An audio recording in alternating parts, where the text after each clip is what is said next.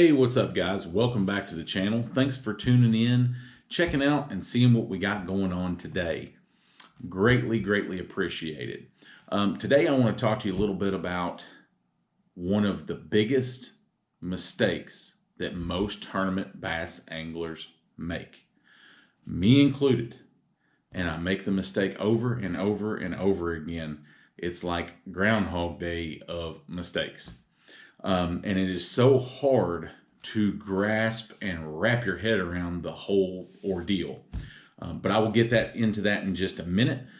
First, I want to say, guys, thank you for subscribing. Thank you for liking the videos. Thank you for the comments, good and bad. I greatly appreciate you taking the time. You may not always agree with my stance on things, and that's okay. That's what it's there. It's food for thought. It's to get some opinions out there and just really for discussion. So I don't think you always have to agree with me. That's okay. But hopefully sometimes you do. But nonetheless, greatly appreciate you subscribing. If you're not a subscriber to the channel, it would be much appreciated if you hit that subscribe button. It doesn't cost a thing. And hit the like button if you will, and share it with a friend. I greatly appreciate it. It helps us grow the channel. So what I was talking about was the biggest mistake that most tournament bass anglers make. And that is staying too long or not knowing when to stay or when to go. We've all been there. If you're a tournament bass angler, you have been there. And it is one of the most difficult decisions to make is, should I stay here and grind it out, or should I leave and run new water? There's no perfect answer on when you should stay and when you shouldn't, but you have to find what works for you. So for me, I have kind of narrowed this down to three different stages, or three different steps that I take on trying to figure out when I should stay and when I should go. Step number one is I base as much as I can off practice, as you should if you're a tournament angler. But I really look at my practices in how many bites I get an hour fishing the same type of structure or same pattern or in a singular area. How many bites an hour am I getting? That's going to give me a clue in how long I should stay in an area based on how often I should be getting bites. Because things change. Weather changes, fishing pressure changes the fish. So a lot of times 6 to 8 bites an hour in practice might be 2 to 3 bites an hour on tournament day. So those are things to keep in mind. So what I try to do is look at how many bites I'm getting, and I will predetermine an approximate amount of time that I'm going to give that area. When I decide that, I'm going to try to stick to that as strictly as possible. Now, there are things that can change that. If I'm getting 0 bites and I should be getting 4 to 5 bites an hour, and I've been there for 30 minutes, I might pull the plug and run and do something else.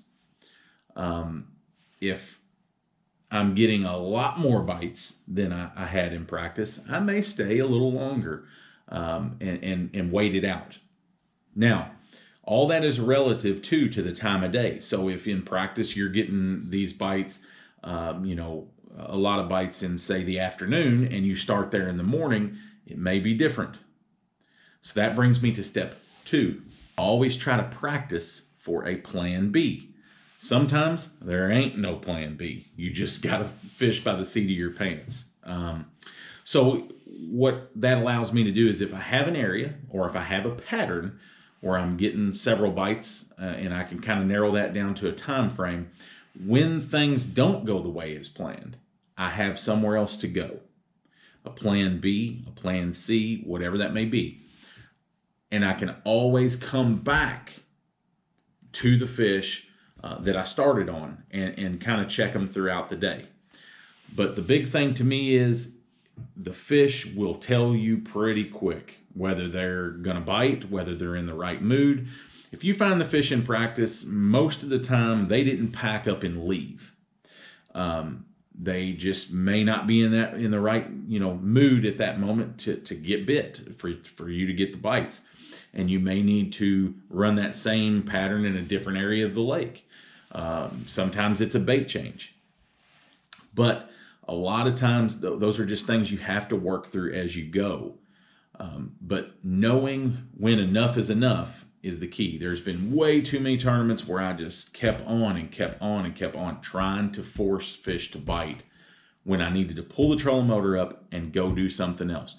There is nobody that says you can't come back. And that has been the biggest key for me, and it has made me fish so much more open and so much more free in tournaments now, is not being scared to leave what I feel like is my primary deal and go do something different for a while. Sometimes something different turns out to be way better, and sometimes it puts a couple fish in the boat and you go back to your primary practice deal and you start catching them. That's step 2 for me, is having that backup plan, somewhere else to go, something to look at.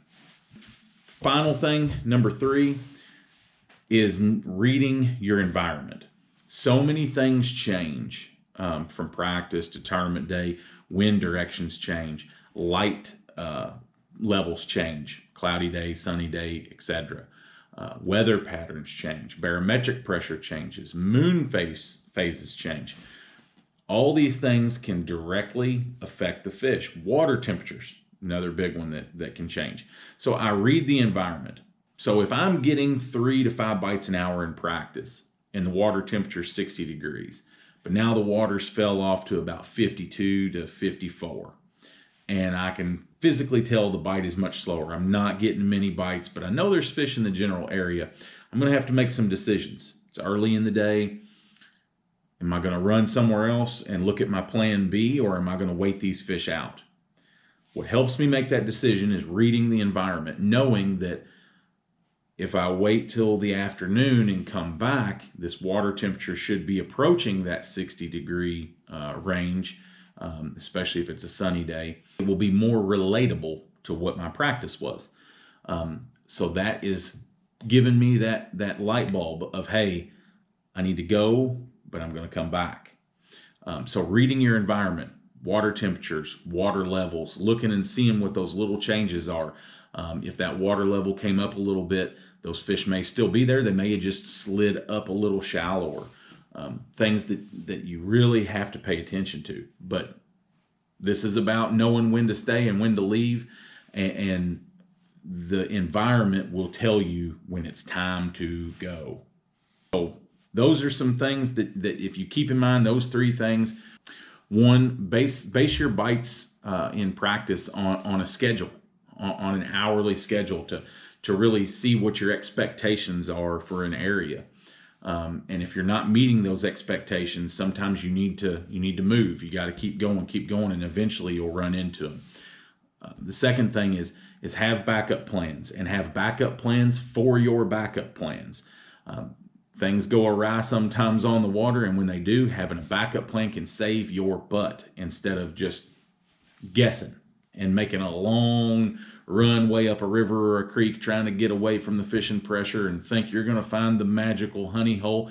Been there, done that, got my butt kicked time and time again. And then 3 is read the weather, read the environment. Look and see what the changes are, what's working in your favor and what's working against you. And that will help you make those split-second decisions that will put more fish in the boat at the end of the day, because you did not waste time in unproductive water. The more cast you make in high percentage areas and productive water, the better off you are at the end of the day. The more opportunity you have to catch a good bag. Guys, thanks for tuning in. We appreciate it. Weather is getting right. Fish are starting to get a little active here in southern Indiana. So should be on the water this weekend. Hopefully we'll have some good content coming out to you in the next couple weeks of some fish catches. But we're going to go see if we can catch us some this weekend, if we can get past a little bit of rain that we got coming in. Thanks for tuning in, guys. We greatly appreciate your viewership. Until next time, we will see you on the water.